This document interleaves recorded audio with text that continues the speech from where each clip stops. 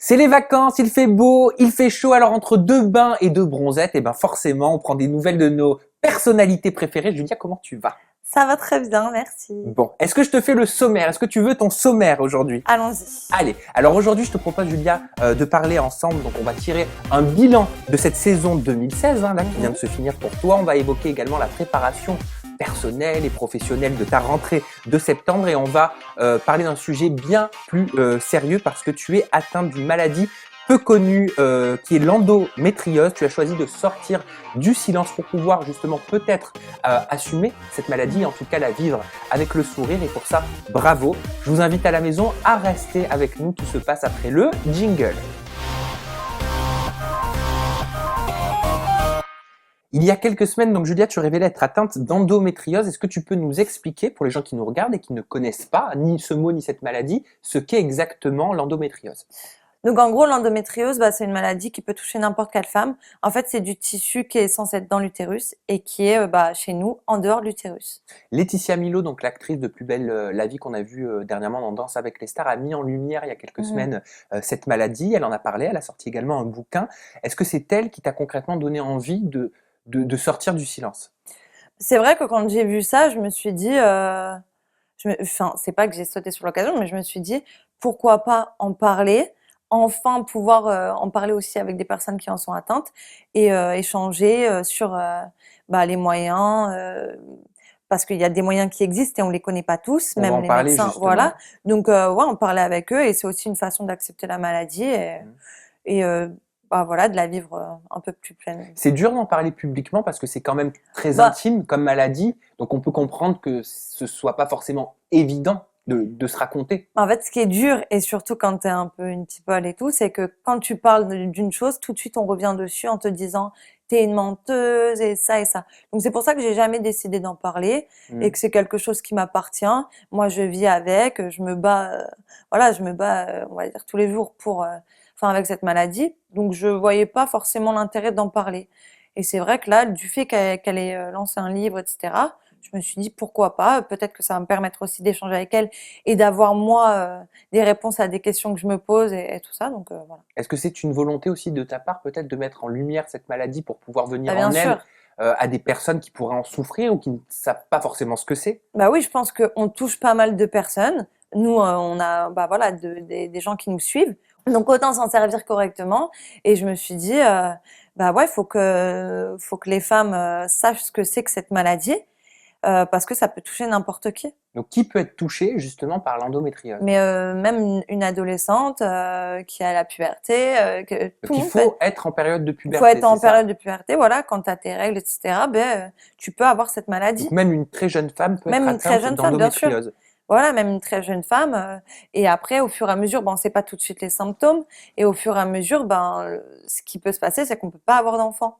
Donc c'est quand Ouais. même grave. Donc c'est pour ça que, moi, je pense que je suis pas mal suivie. Donc autant en parler. Et si ça peut aider certaines filles à, voilà, À aller, le déceler? voilà, à Mais le déceler, à consulter, c'est tant mieux. comment déceler justement? Est-ce qu'il y a des signes? Les signes, c'est les douleurs, notamment au niveau quand on a nos règles.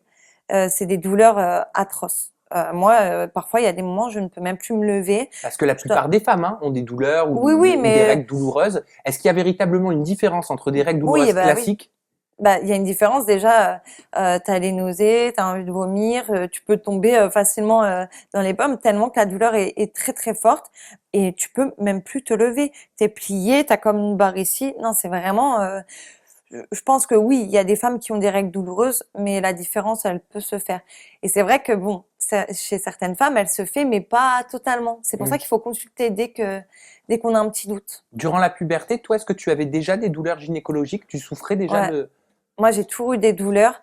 Alors, j'ai été consultée on va dire oui, très tôt. On me disait, c'est peut-être les intestins, c'est peut-être l'appendicite, c'est peut-être ça. Donc en fait, voilà, même les médecins n'arrivaient Hmm. pas à me dire, t'as cette maladie, faut te faire soigner. On l'a su il y a 5 ans. Oui, parce que je crois qu'il y a une femme sur 10 qui peut être touchée par Oui, oui, l'endométriose. c'est assez fréquent. Donc voilà, moi je l'ai su il y a 5 ans Et pareil, on me disait c'est peut-être ça, c'est peut-être un autre truc. J'ai fait des examens approfondis et Mhm. on a vu que c'était vraiment l'endométriose. Il a fallu longtemps d'avoir un diagnostic officiel? Il a fallu au moins 5 ans, Au moins 5 hein. ans? Ouais, Donc pendant 5 ans, tu ne savais pas du tout ce que tu avais, non. tu pouvais pas mettre de nom en gros sur tes symptômes. Bah non, on pouvait pas mettre de nom. Et même là, aujourd'hui, je mets un nom, mais bon, le problème, c'est qu'on sait pas exactement comment soigner cette maladie. Moi, je suis suivie par une gynéco qui me prescrit une pilule pour justement atténuer les douleurs et Spécifique. tout. Ouais, voilà, spécifique. Bon, après, il y a les opérations, il y a plein de choses. Est-ce qu'on sait comment vient cette maladie? Bah non, on sait pas. Je pense que c'est génétique. Ouais, Ouais. on sait pas. C'est pour ça, il y a aussi plein de questions que moi je me pose. Je pense que les femmes qui en sont atteintes se posent aussi. Donc voilà, le fait d'en parler et le fait de parler avec des femmes qui en sont aussi atteintes, bah c'est une manière pour nous de voilà de répondre à nos questions qu'on peut se poser. Alors, est-ce qu'il est vrai, tu vas me le dire, parce que moi, je me suis un petit peu renseigné sur cette maladie. Apparemment, cette maladie peut se développer de différentes façons en fonction des femmes. Il n'y a pas un Ouais, cas ouais. type Oui, bah d'endométriose. ça peut toucher, je sais pas, les ovaires ou les trompes. Ça peut même aller à l'intestin. Ça peut toucher plusieurs parties du corps. Donc, du coup, les symptômes, ce sont pas les mêmes. Toi, quand tu l'as appris, quand t'as dit voilà, Julia, vous êtes atteinte d'endométriose, Mm. comment est-ce que tu as appréhendé le diagnostic? Bah moi, tout de suite, je me suis dit, je vais pas pouvoir avoir d'enfant. Moi, Oui. c'est ça le premier truc. Et bah après, voilà, je pense qu'on apprend à vivre avec. Au début, c'est très dur. Et après, on se dit, bon, bah, s'il faut faire une fécondation in vitro, bah, on n'aura pas le choix. On aura déjà beaucoup de chance d'avoir cette solution-là. Donc, et puis, bah, si la fécondation in vitro ne fonctionne pas, bah, il y aura l'adoption. Voilà. Oui, Mais, parce que je crois que donc tu parlais de la fécondation in vitro, mais il y a également l'insémination ouais, artificielle. ouais, Voilà. Vous pouvez quand même, enfin les personnes atteintes ouais. d'endométriose peuvent avoir des Bien enfants, sûr, et on je peut. crois qu'on conseille, et tu vas me dire si je me trompe, à ces femmes-là d'avoir un enfant entre guillemets le plus tôt Le plus possible. En tôt tout cas, de possible. pas tarder. C'est bien ça? Bah oui, c'est ça, parce que au fur et à mesure, la maladie, bah voilà, elle s'atténue pas, hein, elle est là. Donc oui, après, en fait, tu as peu de chances d'avoir un enfant. Donc au fil des années, le pourcentage se réduit. Plus tu attends, en fait, plus le pourcentage d'avoir un Voilà, enfant ouais. se réduit. Moi, c'est ce qu'on m'a dit aussi. Est-ce qu'on peut consulter un préventif? Est-ce qu'on peut consulter un médecin pour pouvoir déceler cette maladie avant qu'elle prenne de l'ampleur? Bah le problème, et je l'ai vu avec mon cas, c'est que tu peux consulter et malheureusement, si t'es pas entre de bonnes mains, bah, ils vont pas déceler tout de suite cette maladie, même si tu en es atteint. C'est ça le problème. Parce que c'est assez dur à voir comme maladie. Donc, ouais, c'est ça le problème, en fait. Quel médecin, quel spécialiste peut J'en déceler ai vu cette maladie? plusieurs, moi, Est-ce qu'il mais, faut passer par et, le cursus généraliste, forcément, j'imagine, au départ des symptômes? ouais, après, c'est mieux de voir un gynéco, forcément, D'accord. pour nous, les femmes, Est-ce qu'il y a des c'est bien, hein. spécialistes? Il y a peut-être des gynécologues spécialisés dans cette maladie? Bah oui, je pense il y a des spécialistes. Moi, là, je suis suivie par une spécialiste mais c'est vrai que j'ai pas toujours été suivie par des bonnes personnes. C'est pour ça que j'ai été à droite, à gauche. On m'a dit t'as ça, en fait t'as pas ça. Enfin, c'est assez compliqué. Donc bon, voilà, même si les douleurs persistent, faut vraiment voir plusieurs médecins et aller jusqu'au bout, quoi. Est-ce que tu t'es faite, peut-être, toi, à l'idée, je sais que le sujet est sensible, mais à l'idée de peut-être ne pas pouvoir concevoir d'enfant naturellement? Bah, on sait jamais vraiment l'idée. Parce que moi, je veux dire, j'ai 27 ans. Au jour d'aujourd'hui, j'ai envie. Bon, même si voilà, il y a la télé, il y a tout ça, je me dis, j'ai quand même envie de fonder ma famille. Je me vois pas sans enfant. Donc, ouais, non, on s'y fait pas. Comment est-ce que tu appréhendes cette pensée? Bah, moi, je reste toujours forte, donc je me dis que bah, je ferai avec ce qui m'arrive. Donc, si je dois faire une fécondation in vitro, je le ferai. Si je dois adopter, ben, j'adopterai, mais je me battrai pour avoir un enfant. Et même s'il faut passer par ces moyens-là, je me battrai. Est-ce que c'est le genre de sujet que l'on aborde avec ses anciens partenaires de vie? Est-ce que tu en as parlé à tes anciens petits amis? Bah, bien sûr, quand c'est sérieux et que on voit qu'on avance dans la relation, bien sûr que j'en parle, mais au début, non, c'est un truc que justement, j'ai peur de dire. J'ai peur de dire ça parce que tu te mets avec quelqu'un, t'as 27 ans, le gars, forcément, il va vouloir avoir une famille, et toi, tu vas lui dire, ben non, moi, je peux pas avoir d'enfant. Donc, t'as peur que la personne te quitte à cause de ça. Donc, moi, j'attends que ça devienne très sérieux pour pouvoir en parler. Accepter aujourd'hui cette maladie, en parler publiquement, c'est une façon peut-être pour toi de t'aider à guérir, en tout cas d'avancer positivement?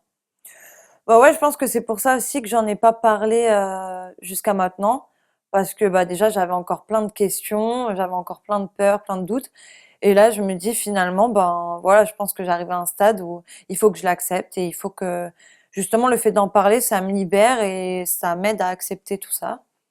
Et voilà, j'ai plein de conseils du coup, j'ai plein Mmh. de femmes qui en sont atteintes, qui viennent me parler Mmh. via les réseaux sociaux et qui me disent bah si tu veux, moi j'ai vu tel spécialiste, voilà. Donc du coup, il y a des échanges qui me permettent de répondre à certaines questions auxquelles je me posais. Et mis à part la prescription donc d'une pilule adaptée, est-ce qu'il y a véritablement un traitement? Non, il n'y a pas vraiment de traitement.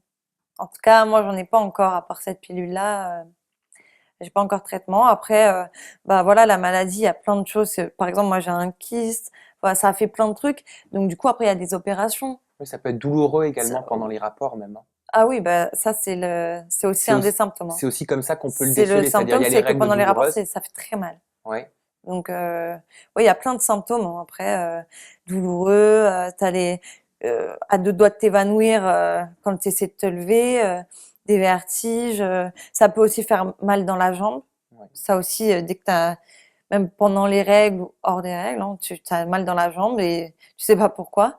En fait, voilà, tu as plusieurs symptômes, Rapidement, tu as été attaqué, hein. On t'accusait au départ quand tu as révélé cette maladie comme de d'habitude. t'inventer cette maladie pour rester médiatisée.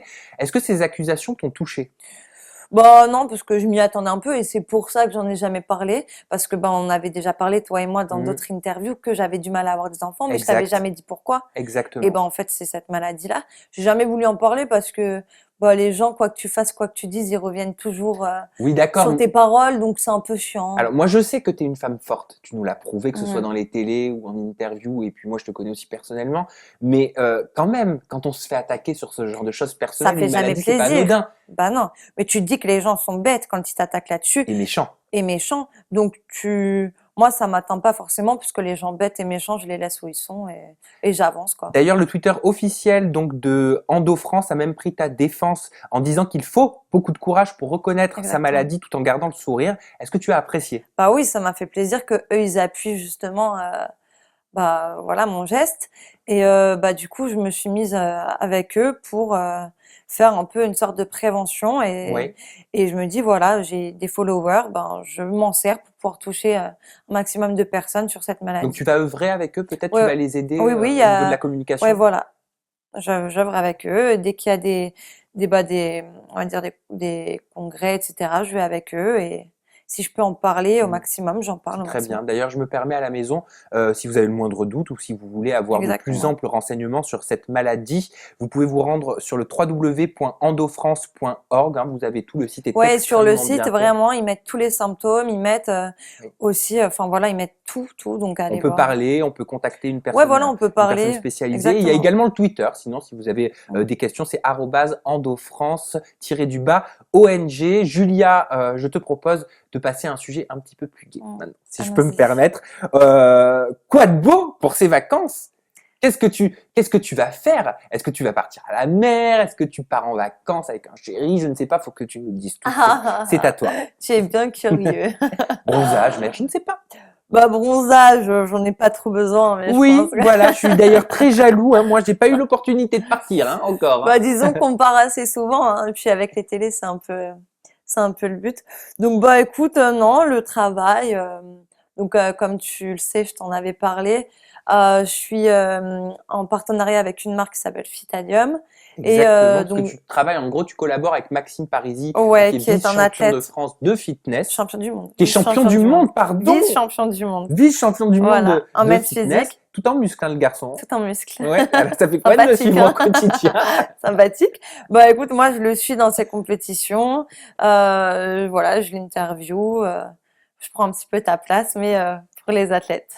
Donc tu le suis et je crois que vous collaborez également sur une marque de vêtements. Exactement. Du coup, on collabore ensemble avec Maxime et on va créer une marque. Bah, en fait, lui, il avait déjà créé. Ouais, comment Donc je me s'appelle suis. cette marque? C'est Overtake World. D'accord. Et là, voilà, on a fait quelques prototypes. Moi, j'en porte déjà, mais voilà, au fur et à mesure, on va faire plusieurs modèles. C'est sportwear. Mhm. Voilà, on va faire plusieurs modèles et qu'on va vendre sur un site. Pourquoi pas dans une boutique aussi. Mais toi aussi, tu t'es mis dans le fitness à fond, hein, ça Bah, c'est du pas coup, je nouveau. me suis mis dans le fitness. Je suis suivie par un coach qui s'appelle Arnaud Plaisant. Bah, il suit aussi Maxime, donc que les meilleurs. Et bah, du coup, j'ai un programme de diète, voilà. Et je me sens beaucoup mieux parce que c'est vraiment, en fait, il m'a donné une diète, c'est-à-dire je mange correctement, tu vois. Je sais que j'ai 150 grammes de viande, 200 grammes de légumes. Enfin, c'est vraiment carré et c'est ce qu'il me fallait. Ah, c'est hyper restrictif. Ouais, t'as la protéine, t'as la viande. Enfin, franchement, c'est terrible. Et du coup, les compléments alimentaires chez Vitalium, quoi. Donc ça veut dire qu'on ne verra pas de photos donc dans le public de Julia avec des vergetures et de la graisse à la plage. Jamais. Et ni de cellulite. Never, never. Ça c'est pas Ça, c'est possible. pas possible chez nous. Et les amours? Parce qu'on sait que c'était compliqué, on en avait parlé dans la Ouais. précédente interview, séparé de Mister Paris, Oh. pour ne pas citer son nom. Ouais. Voilà. Non, Séparé bah, aussi après disons- une relation sérieuse de 5 ans avec Ouais. une personne plus âgée que toi. Disons que je préfère là prendre mon temps et voilà me consacrer à mes projets. Et si j'ai un chéri, en tout cas, je n'en parlerai pas parce que j'ai pas envie qu'on m'associe à toujours un tas de garçons en disant allez avec un tel, alors que c'est pas le cas. Moi, je cherche juste à être bien avec une personne. Je La cherche menthe religieuse. Non, mais franchement, alors que moi, je cherche, chaque fois, on me dit un tas de choses, sauf que moi, tu vois, je suis un peu fleur bleue, un petit cœur d'artichaut, et voilà, je cherche à tomber amoureuse, à être bien avec quelqu'un. Donc, j'ai pas envie qu'on dise du mal de ma relation quand j'en ai une, donc je préfère, si j'en ai une, en tout cas, garder ça secret. Donc ça veut dire que t'en as peut-être une, Peut-être, mais peut-être pas. peut-être pas. Bon, voilà, quoi qu'il en soit, t'as l'air très heureuse. Je suis très bien. Et la télé-réalité, parce que depuis Friends Strip 2, donc cet hiver, on t'a pas revu en tout cas sur Énergie 12. Ben, on m'a pas revu, non, à part dans le mag. Voilà. Non, on m'a pas revu. Mais la télé-réalité, je m'en suis jamais cachée, c'est quelque chose que j'aime bien. Donc voilà, j'ai été sollicitée par plusieurs chaînes, j'ai choisi et on va sûrement me voir dans pas longtemps. Donc t'as choisi, ça veut dire que tu pourrais Oui. refaire une télé-réalité prochainement. Voilà, C'est sûr? voilà. C'est quelle chaîne? Ah non, tu sauras pas ça. Mais ça veut dire que c'est pas Énergie 12. Peut-être. J'ai été sollicitée par beaucoup de chaînes en tout cas. Et les anges, pourquoi on t'a pas vu dans les anges Bah en 8? fait, les anges. C'est quand même étonnant parce que t'es un sacré personnage. Je veux dire, Bah, t'avais je pense marqué qu'ils quand voulaient- même la saison dernière, même si t'étais resté 15 jours. Merci. Non, mais je pense qu'ils voulaient renouveler et c'est pas une mauvaise chose. Voilà, je pense qu'ils voulaient renouveler les candidats. Après, on en avait parlé avec les producteurs, c'est vrai, que je vienne dans les dernières semaines de l'aventure. Au final, ça s'est pas fait, ça s'est mal goupillé, on va dire. Moi, en voyage ailleurs et tout. Mais voilà, on en avait parlé. Ça s'est pas fait, voilà, c'est pas grave, hein. Bon, cette saison 8, tu l'as regardé quand même un Ouais, petit bien peu. sûr, je l'ai T'en as pensé regardé. quoi? Les petits bilans Enfin, de je la- regarde quand je peux. C'est vrai que j'ai suivi au début, là, un peu moins. Petit bilan. Petit bilan, bah, j'ai toujours, tu vois, les personnes un peu discrètes comme Andréane, moi j'aime beaucoup. Dimitri, je l'aimais bien. Jazz, je l'aimais bien. Ouais, mais bon, je pense qu'ils sont partis là maintenant. Voilà. Après, les personnes que j'aime un peu moins. Bon, après, Sarah, je l'aime bien aussi. Ouais. Fort caractère et tout. Avec qui Marrante, tu te serais rigolote. clashé? Raphaël, j'adore. Avec qui tu te serais clashé si t'avais été dans cette saison 8? Là, franchement, dans cette Ouais. saison, alors pourtant, c'est quelqu'un que j'aimais bien avant. Je pense que Nadège, je sais pas. Enfin, un peu trop. Ah, tu trouves? Ouais. Pourtant, je l'aimais bien. Donc, voilà. Après, tu me dis par rapport aux anges, hein, parce que c'est une personne que j'apprécie quand même. Donc, voilà. Après, qui j'aime pas forcément. Non, il n'y a pas, peut-être Niouda, je la connais pas. En fait, c'est la seule que je connais pas En tout vraiment. cas, par rapport à ce que tu vois à l'écran. Par rapport à ce que C'est je ça. vois.